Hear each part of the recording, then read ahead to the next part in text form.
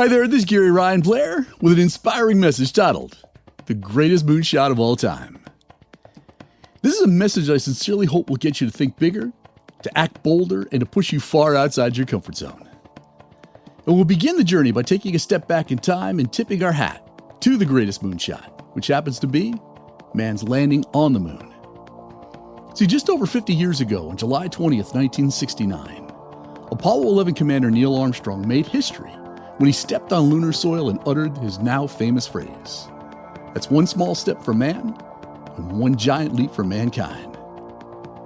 Just 7 years before, a young president, John Fitzgerald Kennedy, had challenged the nation to shoot for the moon with these words. He said that we choose to go, not because it's easy, but because it's hard. Because that goal will serve to measure and organize the best of our energies and our skills. Because that challenge is one that we are willing to accept, one we are unwilling to postpone, and one which we intend to win. Now, if you or your company's giant leap hasn't happened yet, maybe you should set your sights higher. I mean much higher. Maybe you should challenge yourself and your team to do hard things, to achieve an awe-inspiring goal, and to trigger a massive ripple effect that could pay off for a lifetime. See, while we all have different goals and aspirations, we all love and benefit from doing something big, something challenging, something that inspires us to reach the peak of our potential, that jailbreaks us from our comfort zone, and which transforms us into a better, far more capable version of ourselves. See, the ultimate reason to go for a moonshot is to entice you to become the type of person it takes to stand up, to get into the arena, and to deliver in a big way.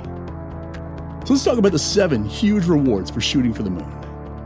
The first reward is that a challenge develops mental toughness. See, it's actually very simple. You're either going to rise to meet the mental demands and the physical rigors of a challenge, or you will succumb to them. And because victory begins in the mind, all challenges are initially won or lost between your ears. And the very nature of a challenge sets an appropriate stage for practicing mental toughness, which by definition means a psychological edge that enables one to remain focused and confident during high-pressure situations in order to perform at one's full potential. Mental toughness means bending the body's software in order to control its hardware. And it works if you're standing over a putt on the 18th green. It works if you're presenting to a room full of people. And it works if you're serving for game, set, and match. The second reward for shooting for the moon is a challenge stands down fear. A challenge is unique in that it immediately engages the fight or flight mechanism. You never know how you're going to react until you're faced with it. See, fear is never a reason for quitting. It's only an excuse for those who are unwilling to face their doubts, their insecurities, and their mental boogeyman. Therefore, your first duty in rising to meet a challenge is to conquer fear and the mental resistance that brings along with it. You need to get rid of it quickly, or I promise you, you'll get steamrolled by it.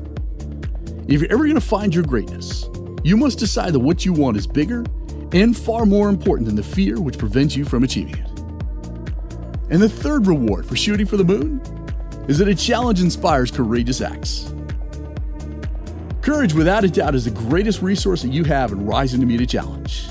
Just think about it.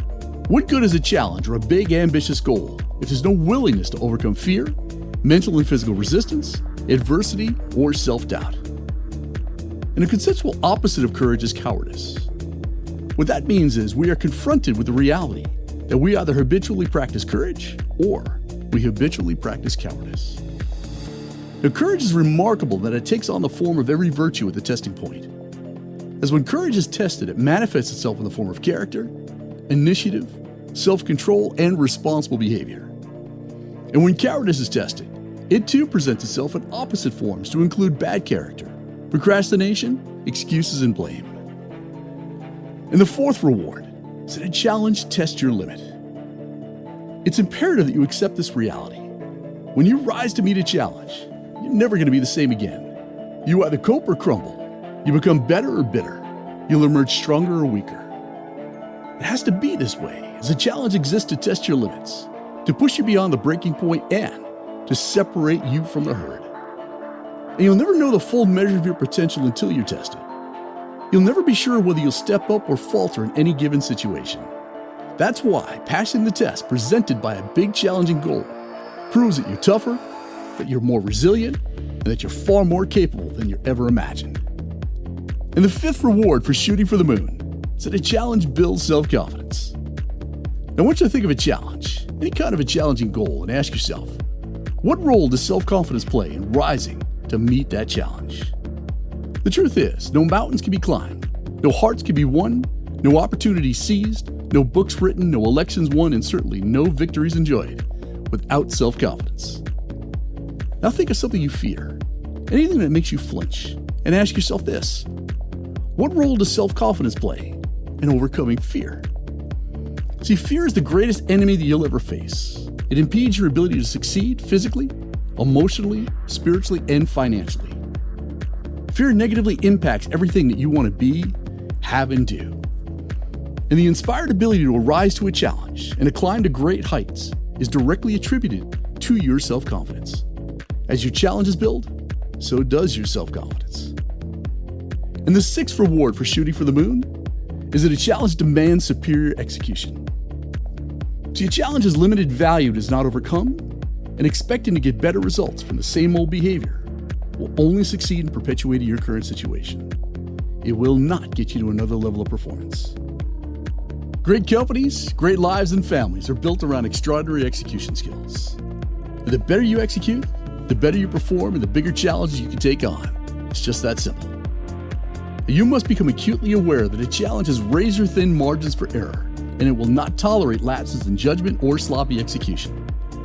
It expects you to give it your all, your undivided attention, and it calls for a profound sense of self-discipline. And finally, number 7, a challenge calls for an indomitable spirit. See, it's irresponsible to take on a big challenging goal without the will, without the heart and the mindset to win it, as nothing can withstand the power of an indomitable spirit. And in your efforts to rise to meet a challenge, you will be buffeted and pummeled. You will be criticized and opposed. You'll be attacked and assaulted, and you will struggle and fall. Your commitment is going to be relentlessly tested, and that is precisely why a challenge calls for an indomitable, unconquerable spirit.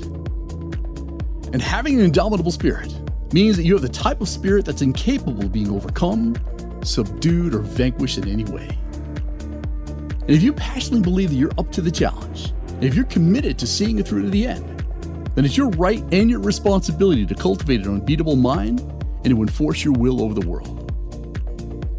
Going for a moonshot involves psychological trauma that induces fear, self-doubt, and insecurity, while simultaneously dislodging you from your comfort zone, ultimately bringing about a superior performance. And by going after a big challenging goal, you provide yourself with proof that you have what it takes to become one of the great ones of your generation. And this proof cements in your mind that you're the type of person capable of greatness, and that you really can do anything you set your mind to. So allow me to wrap this up with a close worthy of a mighty subject. The ultimate test of the impact of your life is twofold: whether the world you leave behind is qualitatively different from that which you inherited, and what grand contribution you made to that change. That's why I'm calling you out right now. There's no better time than right now to stand up, to stop tweeting, to step in the arena, and to challenge yourself to dare mighty things. And I created the 100-day challenge to show you how to go for your moonshot and to make history. So be sure to check it out at 100daychallenge.com. Make it the very next thing you do.